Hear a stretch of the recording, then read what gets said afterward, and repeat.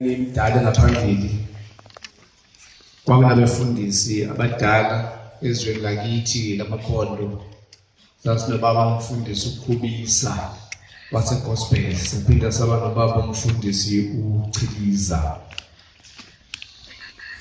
Khona into abayikhuluma ngelimini yahlala enhlizweni yami babe khona ngelimini. Bathi labo baba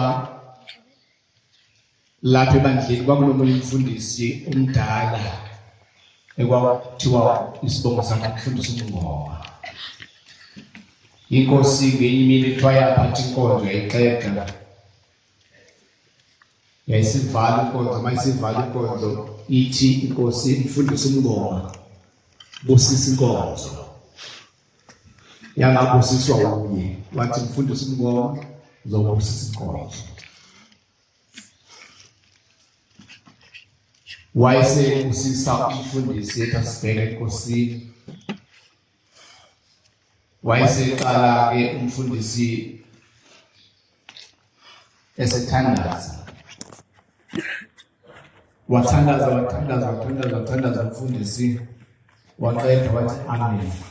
Babheka abantu ithi inkosi umfundisi uMngoma ngithe usisa inkonzo ngisho ngithandaza.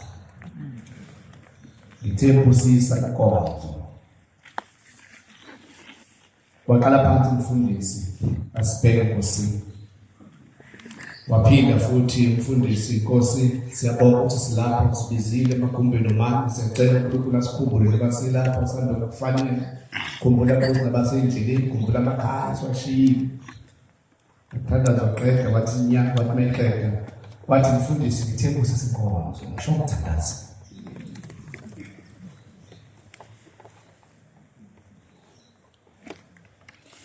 Ngakho kusho ukuthi ukubusisa nokuthandaza kuhlukene. Uma sithandaza leParadise share sesihlala ngokuthandazela. Yathula nje. Ithini sokuthandaza. Ebese ethi asibheke enkosini bese kuqala yena athandaza phezulu kwemthandazo wethu siyithandazile.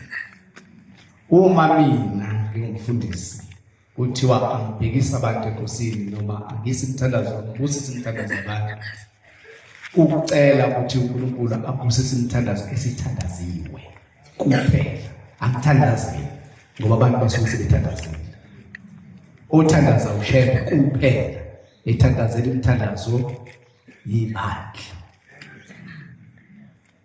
Angiphinde futhi uma kuthiwa angibusise inkonzo kushiwo nje ukuthi akathandaze. Kodwa kuthiwa acelele sibusise ezulwini lemthandazo esithandaziwe ukuthi inkosi ayilobe kanye nabantu abathandazayo balotshwe. Ingene egumbini labagcwele. Ithi inkosi ilanga emzini wasephakameni ithi ngiyayizwa imthandazo yabantu iyadlula kwamgaqo ayingene egumbini labagcwele. Mina makuthiwa ngibusise ngithandazela ukuthi ke le mthandazo Nkosi yethu esiyithandazile ayikadluli ngaphandle kodwa ayingene egumbini labagcwele. Amen. Kwajika lapho ukubusisa kamfundisi uMngoma wakuleli bandla athi Nkosi usale mthandazo ingcwele ufike phezulu ukuthanda lapho safika ngakhona. Amen. Besho njalo kuphela bebusa inkonzo. Wayingathandazi. Okwesibili engithi angidlule khona empeteshweni wethu wesabatha uverse 13 and 14 angazi noma ngisho kahle cha ngathi ngisho kahle ngisho verse 28 and 29 uthi lapho bebuthene khona begcina isabatha kababhenga amehlakho babheka njengomakoti ehlonipha imeni wakhe. Uverse 29 engifuna ukukhuluma ngawo uthi kodwa abeke indlebe yakhe ukwamukela intokozo ukuhlabelela kwabamesabayo abagcinisa abatha ngokufaneleyo.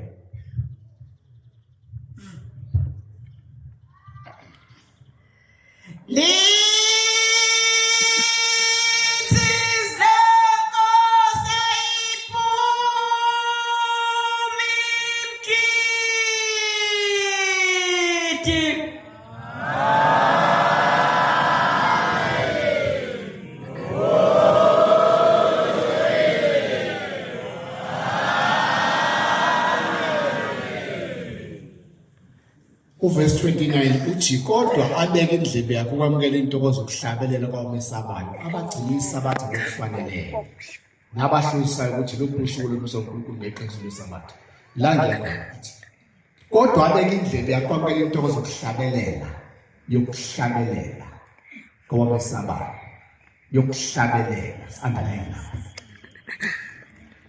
umthandazo wesabatha wakhiwe ngamavesi ahamba ngabili nga4 nga6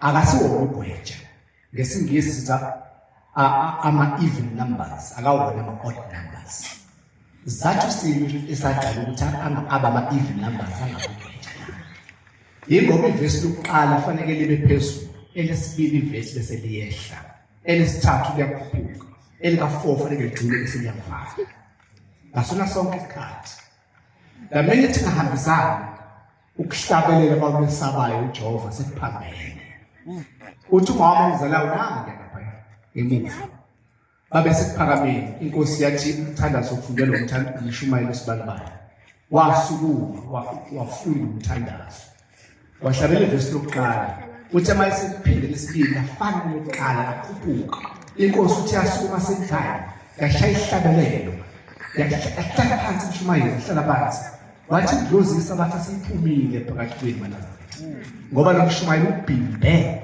ihlabelelo somthandazo wesabatha. Ngiyacela ukuthi kwabafika esontweni bakuncele ngoba ngaphambili kubaficile ukuthi kuhlatshelwa kanjani umthandazo wesabatha.